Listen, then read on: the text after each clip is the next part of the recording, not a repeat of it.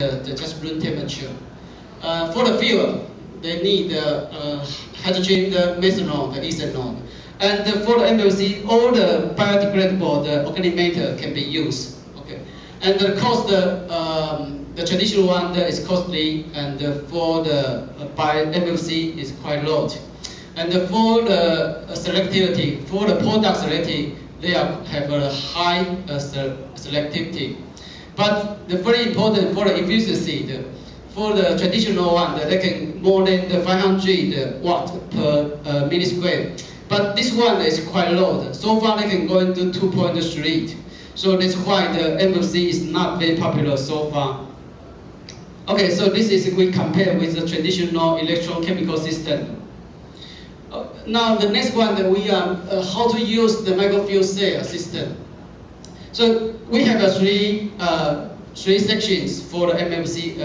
So one section is anode chamber. Anode chamber, what happened to the anode chamber?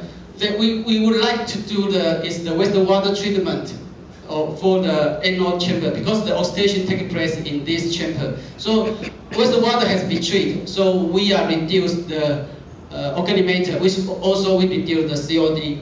And we might produce some chemical. So we have the chemical product here.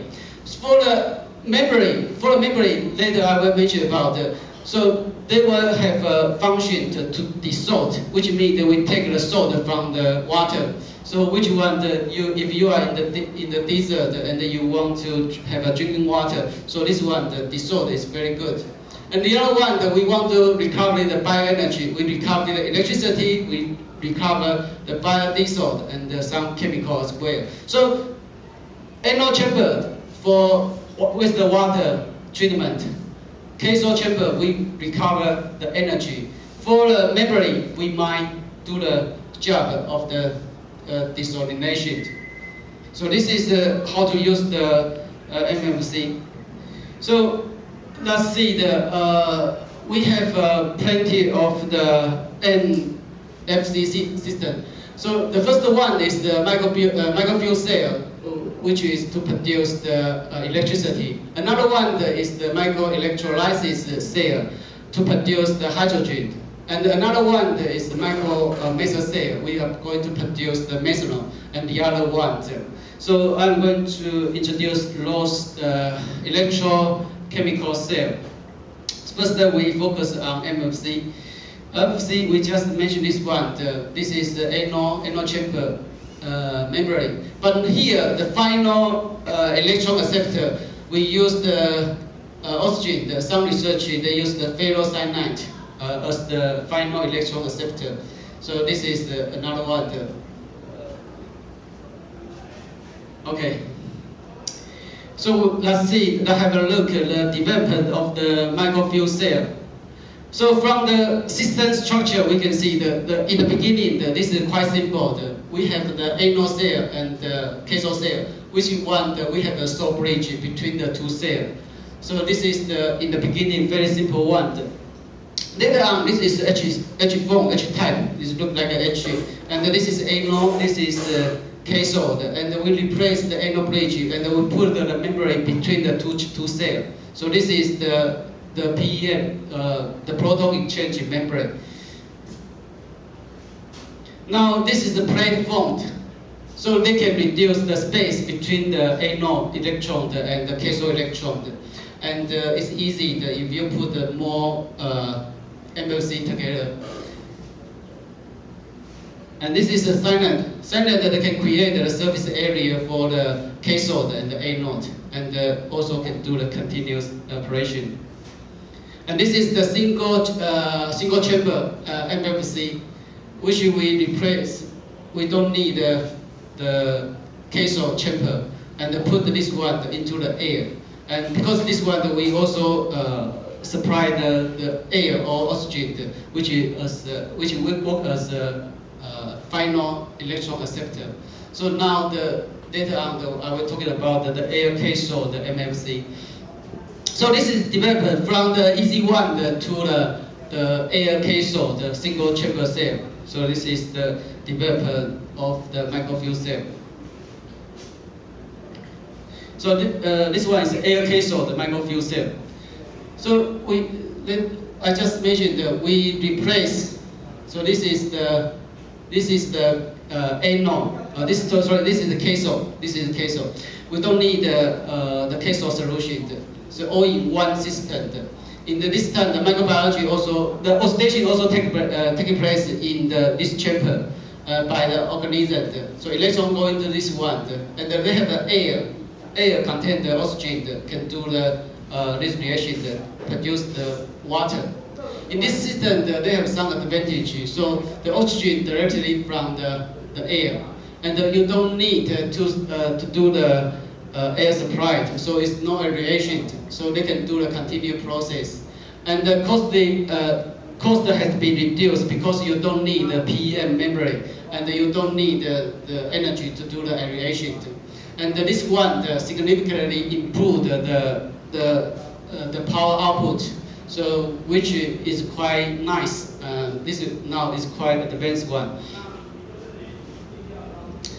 So let's have a look at the power of the MFC. So far, this one has been deployed in 1999. The first MFC has been deployed.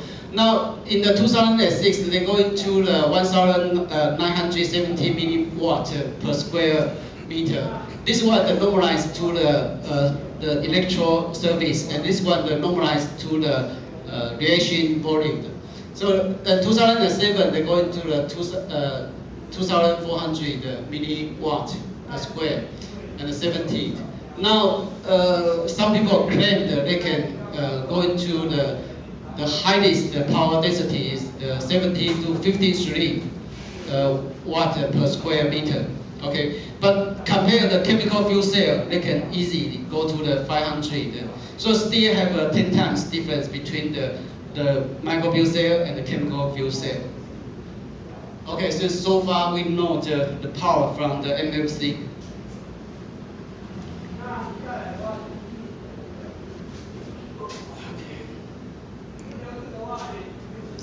Now have a look at the development.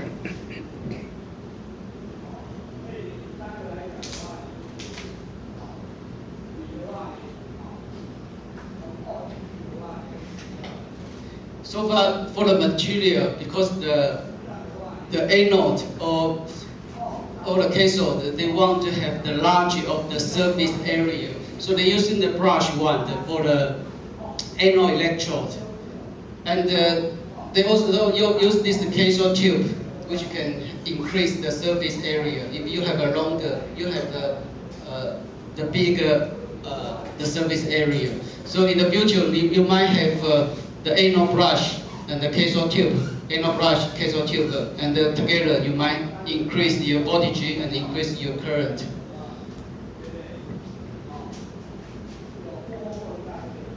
So let's have a look.